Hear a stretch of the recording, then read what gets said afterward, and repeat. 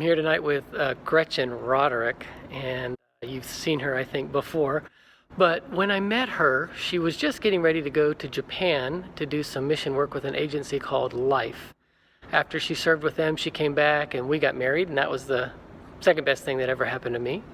And we served with the Home Mission Board, which is now known as the North American Mission Board. We served with the International Mission Board, and now she's working as the training coordinator for another mission agency, at least the fourth missions agency that she's worked with. It's called AFM.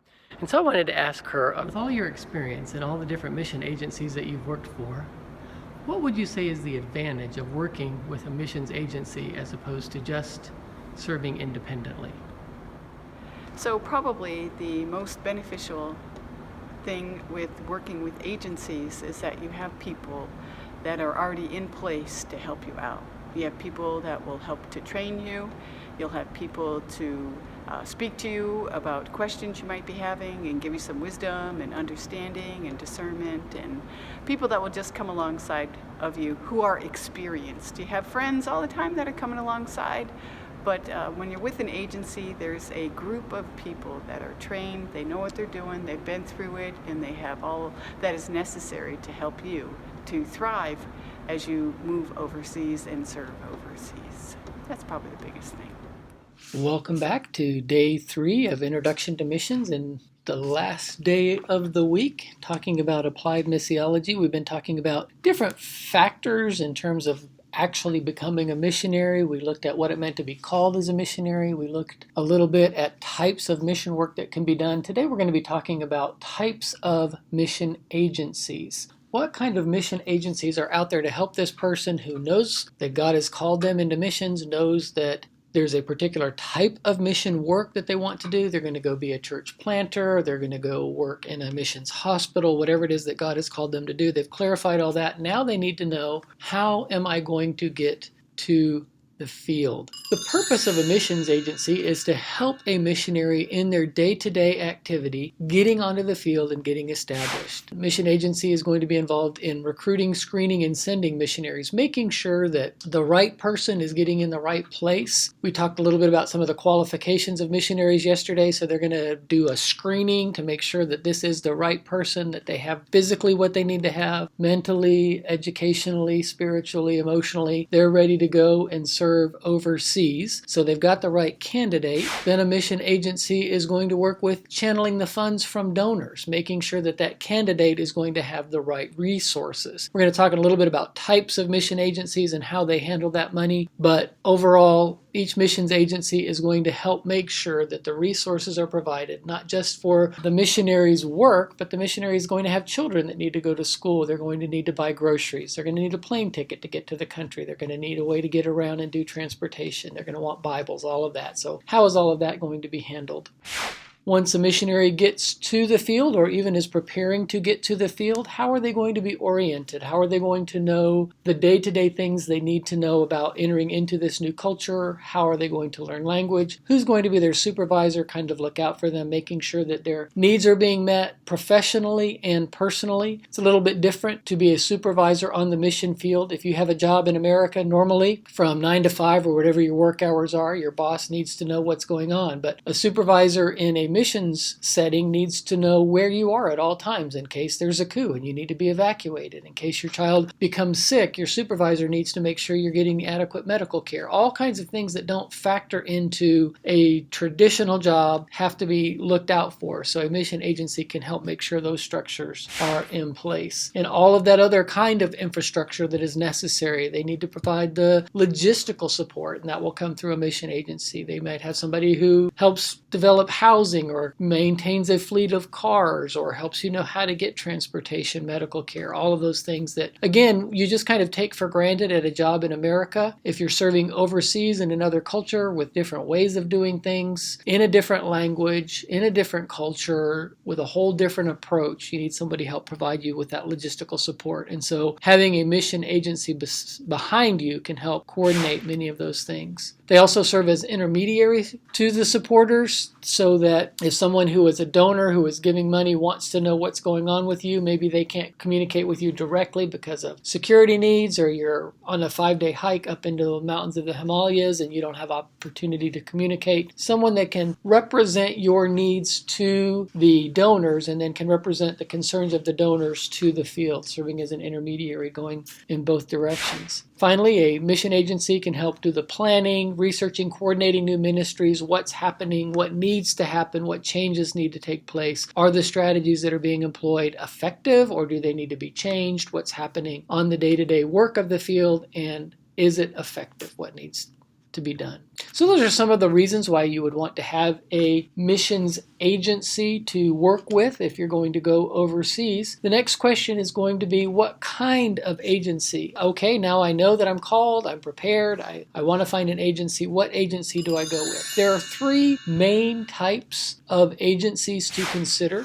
The first type of agency would be a denominational agency. Of course, that depends on whether or not your denomination has one. As the name suggests, these are groups of missionaries sent out by a particular denomination. For example, Southern Baptists have the International Mission Board. The Christian and Missionary Alliance also have a missions agency. The Assemblies of God have a missions agency. Usually, these missionaries will be trained in a denominational school, and they will be funded by denominational offerings. So the denominational agency serves as an employer. There are advantages to this structure. It means that everybody that you work with is like-minded, has a common background. You're not going to be discussing and arguing over theology and confusing the people in the field. You can coordinate your strategy. The downside of that is, what if your strategy is different from what the denomination has? For example, the emphasis of the International Mission Board of late has been going to unreached people groups. Suppose you have a call to work in a mission hospital in a country that is 80% Christian, but God is still calling you to do that. If a denominational agency won't send you, you may need to consider a different route.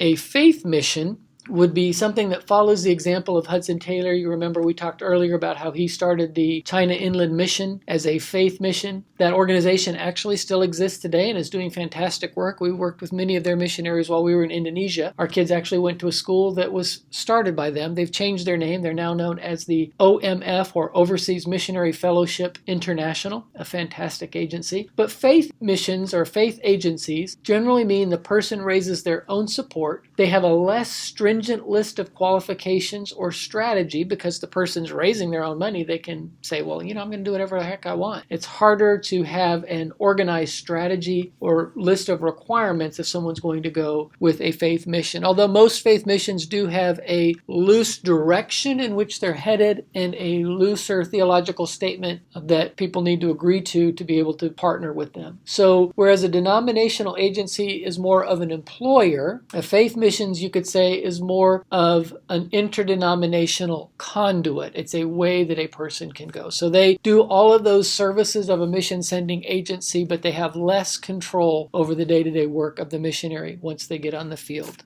A third category of mission agency would be a specialized agency. Some of them are denominational and some of them are faith missions, but what makes them a specialized agency is they have a specialized form of ministry, something unique that they focus on what they do. TWR, Trans World Radio, does radio broadcasting. Reach and Teach trains pastors. Voice of the Martyrs helps churches in persecution environments. And so these are 3 very good organizations. I highly recommend the work that they do around the world. We've partnered with them in different places. But they have a very specific, unique, specialized type of work that they focus on. Now let's consider just some examples of some of the largest sending agencies, just so you can be aware of who's out there. These are some great organizations that are in the field. And again, we've partnered with them and continue to pray for and support missionaries with each of these agencies. Youth with a Mission, generally known as YWAM. Sometimes we joke about them being called Young People Without Any Money. It's basically an organization for younger people, and they are all over the world doing all kinds of things.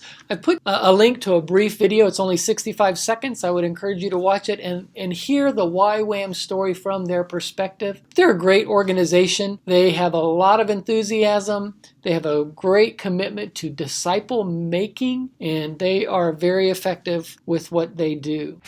Another organization is Campus Crusade for Christ. That's traditionally been their name. They've changed their name recently to Cru to get away from the crusade identification, which can be very offensive. There are 5,300 ministries in 109 countries and also 35 American cities. They started out and are most famous for their student work, and lately they have become more famous even for the Jesus Film. I just want to say the Jesus Film is an amazing tool. It is a gift from God to the church and to missions globally. Currently, the Jesus Film is available in 1,625 languages and counting. They are constantly working on more translation, getting the gospel of Jesus out to more people. If you're not familiar with it, the Jesus Film is the story of Christ from the perspective of the Gospel of Luke, and it is just a fantastic tool for allowing people to see what Jesus had to do and to say, to teach. It tells the story of his death, burial, and resurrection. And it has been adapted. Not only has it been translated, but it's been adapted to many different contexts. There is a Magdalena version, which is Mary of Magdalene looking back and telling people the story of how Jesus came and how that impacted the life of women. There are versions that are specially made for children. There is a whole discipleship series that's told through a set of flashbacks. Remember when Jesus said this? That's how that can help us develop a prayer life, or how he can help us gather together in worship. So it's just wonderful. And there's even now a phone app for smartphones with all of these resources in all of these languages. Just a fantastic ministry. Another major agency sending missionaries around the world is the Assemblies of God. As we mentioned, they're a denominational agency, the largest Pentecostal mission sending agency. Rather than being a single worldwide organization, they have launched 140 autonomous national groupings of churches. They are not trying to control how that work goes out. They allow it to become indigenous in each nation, and they are continuing to share the gospel around the world.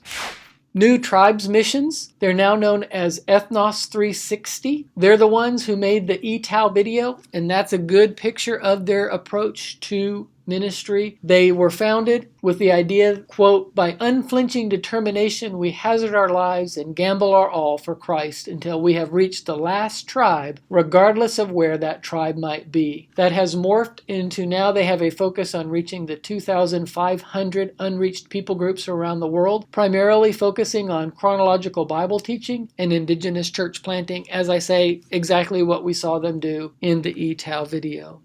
The Wycliffe Bible Translators were founded by Cameron Townsend, also known as Uncle Cam, in 1942. Their goal was to make the Bible available to every person on the planet in their own language. Currently, they are partnering with 9 other agencies to help translate the Bible into 2,500 languages, with the goal of having a Bible translation project in every remaining language by 2025. So, in less than a decade, they hope that every language in the world either has the Bible or a Bible translation in process. So that's pretty exciting. The International Mission Board of the Southern Baptist Convention belongs on this list of the largest sending agencies, 3,500 plus missionaries serving around the world right now. But we're going to spend a whole day next week talking about the International Mission Board, the North American Mission Board, so I'm not going to talk about that today. So there are all these great organizations out there. I've talked about some of the smaller ones, some of the larger ones. How do you know if God is calling you to be a missionary, which agency you should go with? Well, an article was written by a man named Andy Olson. He's a former senior writer and an editor at Team, which is another missions organization. He used to serve as the director of communications for the Latin American Mission. And so he put together these 9 points, which I think are great questions to ask. And so if you're going to serve overseas with a missions agencies, these are questions that you would want to consider. First, who will affirm my calling? You need to make sure that there's somebody who's going to walk you through that process that we've been talking about call this week, to make sure that you really are called of God and that you understand what it is that God is calling you to do. And an agency is going to work with the church to affirm and then make real that calling. Second,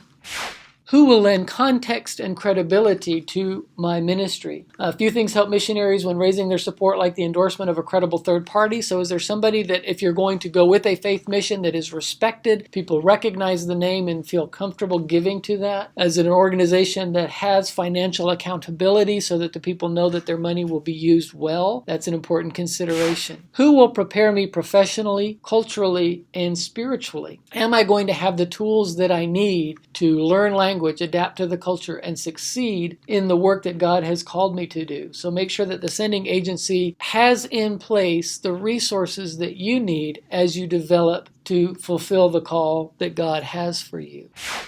Who will connect my ministry to something larger? None of us is able to do everything that needs to be done. So does my agency either have a holistic approach or connections to other organizations that work together so that we can see that the part that I am contributing fits in properly with the big picture of what God is doing around the world and what God wants me to do? Who will help my ministry live beyond me? Missions is only for a time in anyone's life. That may be because parents get sick or children get sick or the missionary gets sick or for whatever reason they have to go home or just the natural flow of things. Everyone dies or maybe a change comes to the calling. But what will happen to the work that I am doing when I leave the field? Is there a plan in place for that work to continue, that there can be a kingdom legacy that makes the effort worthwhile? Who will provide logistical support? As we talked about, that's one of the main purposes of having an agency. Somebody that's going to be able to help raise the money or control the funds, provide housing, help me with member care, make sure my kids are getting an education. Do I have transportation? So is this agency actually going to provide the logistical support that I need? Who is preparing me for ministry 10 years from now? If you've been a Christian for 10 years, you know that the church today looks different than the church did 10 years ago. The world today looks different than the world looked 10 years ago. And that's true on the mission field too. The whole world is rapidly changing. And so I want to find an agency that not only is going to help me be effective today, but is going to help keep me up to date as things change to know how to respond to the new realities that I'm going to be facing. Who will help me when things get tough? Going overseas is exciting, it's challenging, it's rewarding, but it's also frustrating, depressing, isolating, and discouraging. And so is there someone that's going to be there to help me when I'm struggling, that's going to be able to encourage me and provide that member care that is built in to help address problems before they happen and then to deal with those problems when they get out of control? And who is on my team, and are we going to be able to get along? Am I going to be by myself? Am I going to have somebody that can be an encouragement to me? Is there somebody who's going to help me sharpen as iron sharpens iron and strengthen in the way? So you want to ask that. Are there theological views in alignment with me? Are there strategic views in alignment with mine? Do they fit with my call? Are we going to get along and be able to move forward? So these are just some questions that if you're feeling that maybe God is calling you to missions and you're not sure what agency to go with, or if your church is wanting to send someone and you're wondering what agency to partner with, these are some questions that you can use to evaluate a potential ministry partner as a mission sending agency. Hopefully you've enjoyed talking through some of these practical aspects of serving in the field. Hope you have a great weekend and look forward to meeting up with you again online next week. God bless. So any pieces of advice that you want to share about something someone should keep in mind if they're looking for an agency with which to partner? For an agency, you want to look for people who are actually responsive to you, who will engage you in conversation, not leave you hanging. As they set that tone in your engagement process, that will help for you to see and to know what they are really like and whether or not it would be a good group for you to move forward with. Great. Thank you very much.